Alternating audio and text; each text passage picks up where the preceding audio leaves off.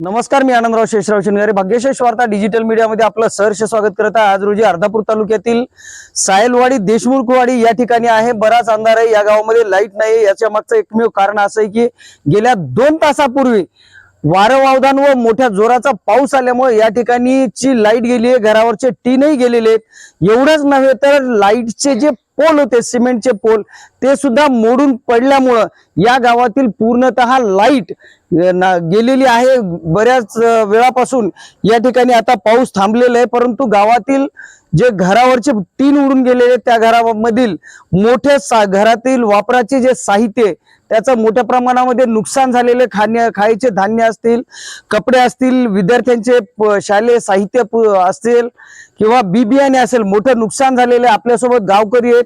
जवळ आता या गावामध्ये आतापर्यंत कुणी भेट दिलेली आहे, कुणी आलं होतं का, कुणाला यांनी कॉल करून माहिती दिलेली आहे का, किंवा या गाववाल्यांना दिलाशासाठी कुणी आमदार, खासदार, प्रतिनिधी, अन्य कुणी सामाजिक कार्यकर्ते भेट येऊन दिलेले आहेत का? आपण सविस्तर माहिती घेणार आहेत की आपल्यासोबत आहेत तंटामुक्ती अध्यक्ष दिलीपराव। ही जी घटना झालेली कशा पद्धतीने झालेली आणि काय झालेले? ही घटना आज दिनांक 19/4च्या सुमारास 3-4च्या सुमारास अचानक चक्रीवादळ येऊन या गावामध्ये सायलवाडी देशमुखवाडीमध्ये फार मोठी नुकसान झालेली आहे।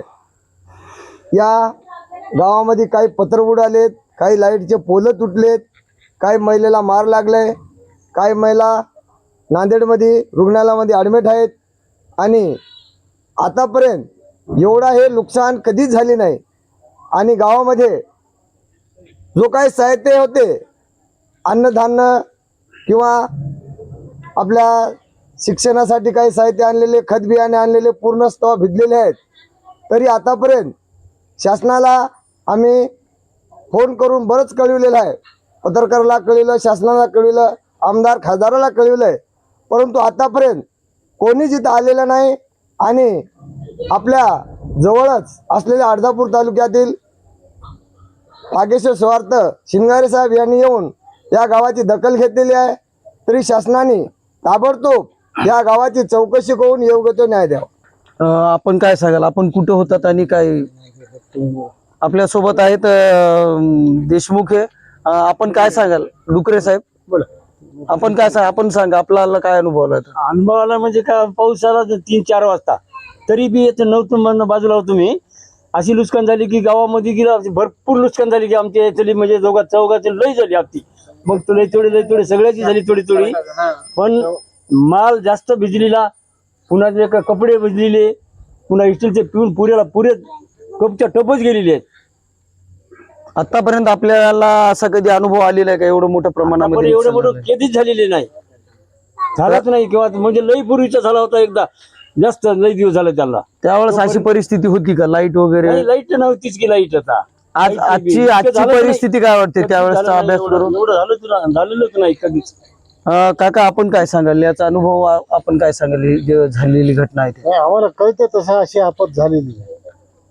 एवढी आपत झाली नाही, आम्ही घरीच होतो, घरीच होतो। शासनाकडून आपल्याला काय अपेक्षा आहे? शासनाकडून हे योग्य ते आम्हाला मदत द्यावी।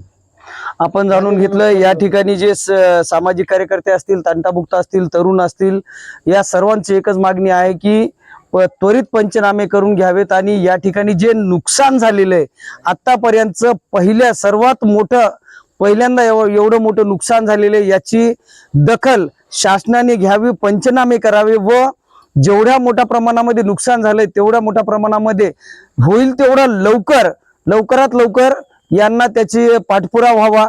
मी आनंद शिंगारे सर्वांना विनंती करतोय की सध्याच्याला मोठ्या प्रमाणामध्ये वातावरणामध्ये खूप मोठा बदल झालेला आहे, त्यामुळं वारंवादन असेल, अवकाळी पाऊस असेल, वारंवार मोठ्या प्रमाणामध्ये या गेल्या 15 दिवसापासून चालू आहे। वातावरणाच्या बदलामुळं आपल्यामध्ये सुद्धा थोडाफार बदल करून घ्यावा। गरज असेल तरच घराच्या बाहेर निघावं, गरज असेल तरच बाहेरगावी प्रवास करावा, अन्यथा होईल तेवढं सुरक्षित ठिकाणी राहावं। लाईक करा, शेअर करा, सबस्क्राईब करायला विसरू नका। जय हिंद, जय महाराष्ट्र।